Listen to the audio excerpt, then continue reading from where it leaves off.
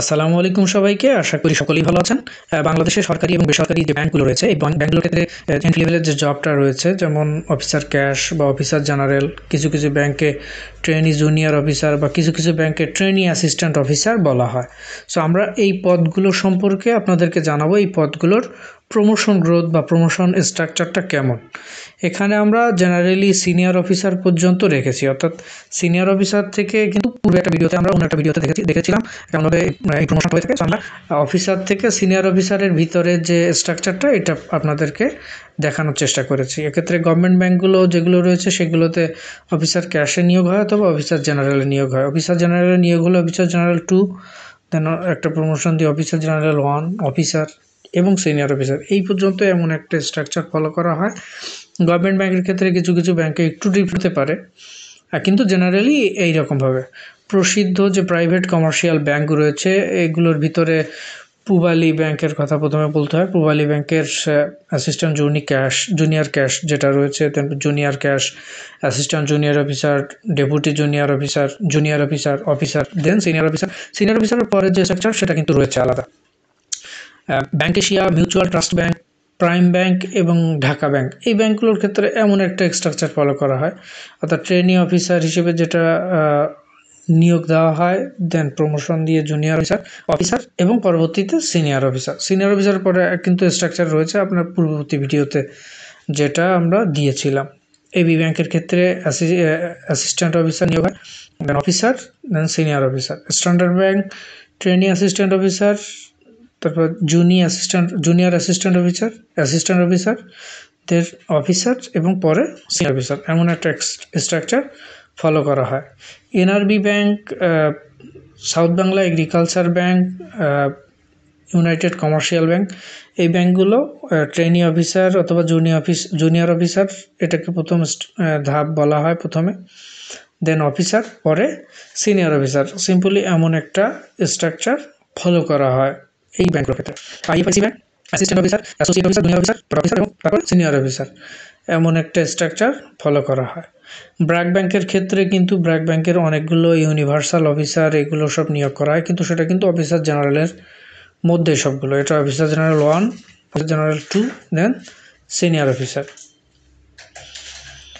তারপর হচ্ছে mercantile bank, Madhumati bank, Padma bank, এই মিডল্যান্ড ব্যাংক, এগুলো ক্ষেত্রে ট্রেনি অ্যাসিস্ট্যান্ট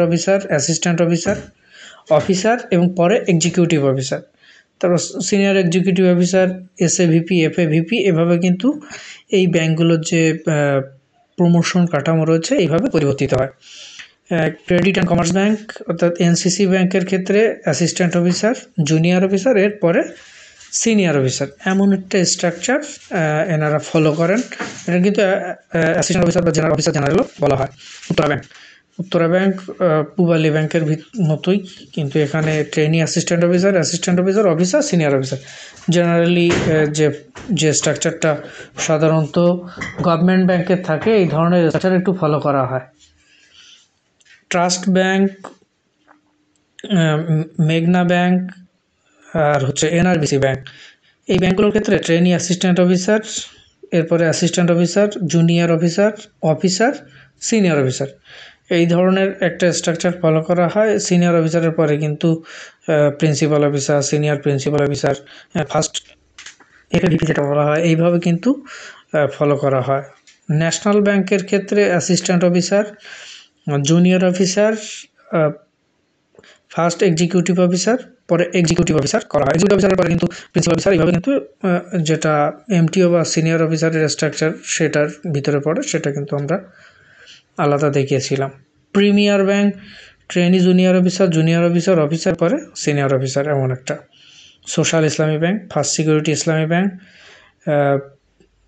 শাহজালাল ইসলামী ব্যাংক, ইউনিয়ন ব্যাংক, গ্লোবাল ইসলামী ব্যাংক, এই এক্সিম ব্যাংক, এগুলোর ক্ষেত্রে জেনারেলি এই ধরনের পদগুলো করা হয়। ট্রেনি অফিসার, জুনিয়র অফিসার এবং সিনিয়র অফিসারের পরবর্তীতে যেটা রয়েছে সেটা এইভাবে ফলো করা হয়।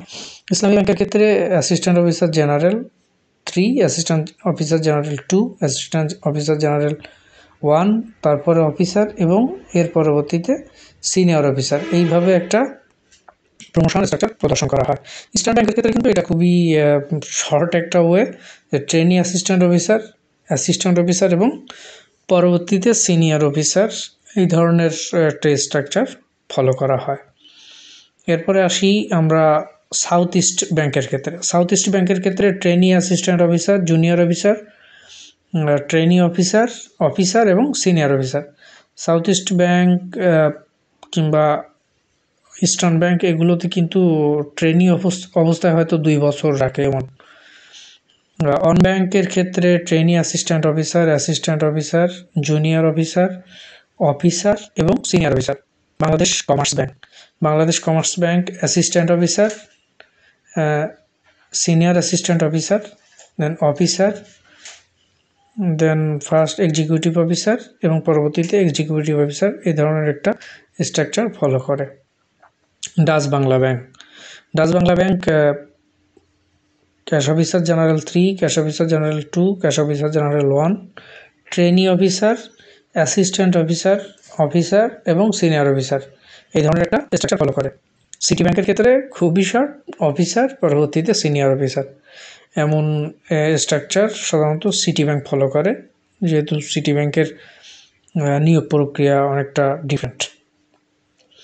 এরপরে premier bank trainee junior officer এবং সিনিয়র অফিসার, এটা ফলো করে থাকে।